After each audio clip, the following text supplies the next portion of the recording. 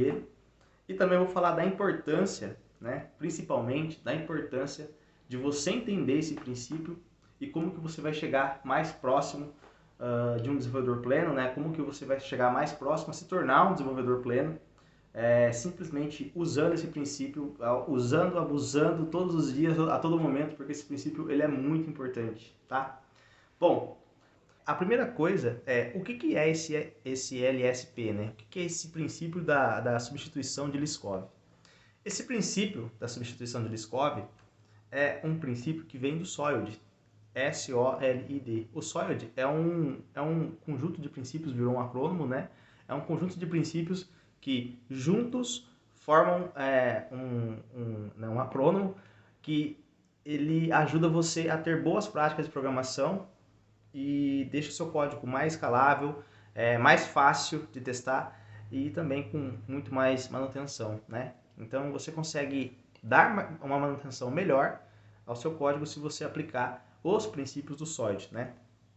Hoje eu escolhi falar só do L, porque se eu começar a falar e der uma aula de verdade para você, né, uma aula com conteúdo bom sobre todos os princípios do SOLID, a gente vai ficar aqui umas 3 horas falando de SOLID e dando exemplos de como, né?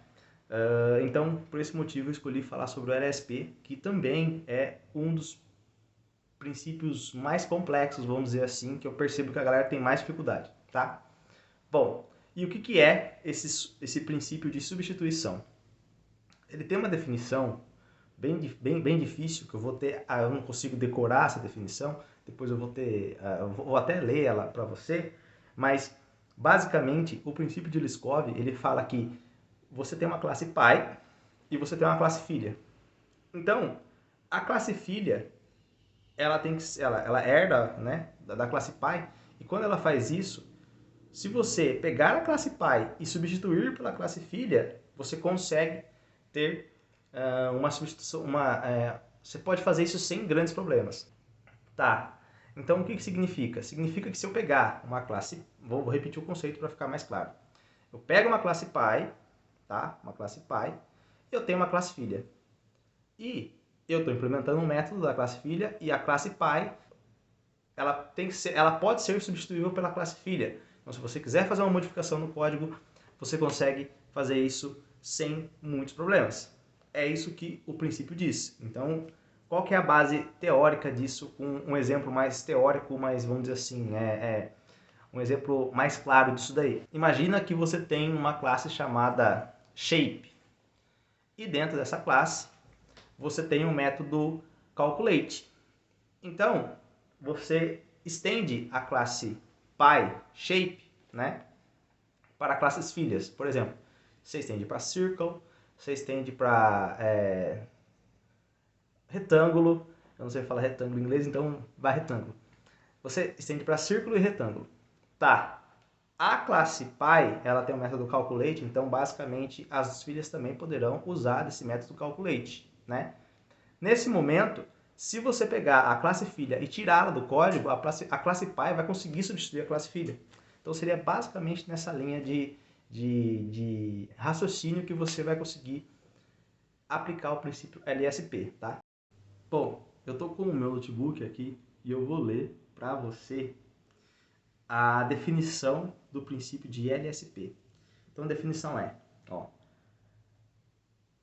se para cada objeto 01 do tipo S existe um objeto 02 do tipo T, de forma que para todos os programas P definidos em termos de T, o comportamento de P é inalterado quando 01 é substituído por 02.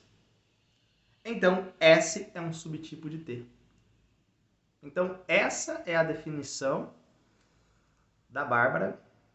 Ela, com certeza, falou assim, cara, eu quero definir essa minha teoria. Então, eu vou sentar aqui e vou tentar deixar da forma mais simples e mais clara possível. E aí ela define desse jeito. LSP. Então, em teoria, o que você precisa fazer, né? No código, você vai criar, por exemplo, uma interface, né?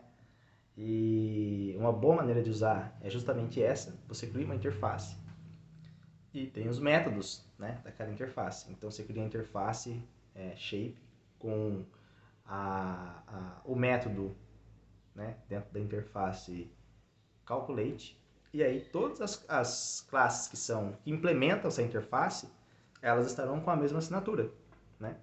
Então, já que elas estão com a mesma assinatura, você consegue fazer a implementação do LSP sem você quebrar seu código, né? Então, a hora que você quiser substituir essas classes, você consegue fazer a substituição facilmente e aí você mantém o crescimento, a escalabilidade do código.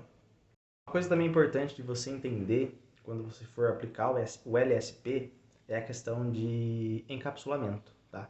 Então, quando você for encapsular a sua class, você tem que entender que você vai criar os métodos de forma pública e os métodos que você não quer que sejam expostos, né, de forma privada. Então, você tem que tomar muito cuidado também com essa parte do encapsulamento. Eu vou tentar dar um exemplo mais prático aqui no meu computador para você entender de fato como é que funciona isso, tá? Mas é bem simples, é coisa rápida também. E aí você já vai conseguir sair com o entendimento completo e vai conseguir falar para as pessoas, né? E conseguir demonstrar para as pessoas que você já está com um pouquinho mais de conhecimento de pleno. Bom,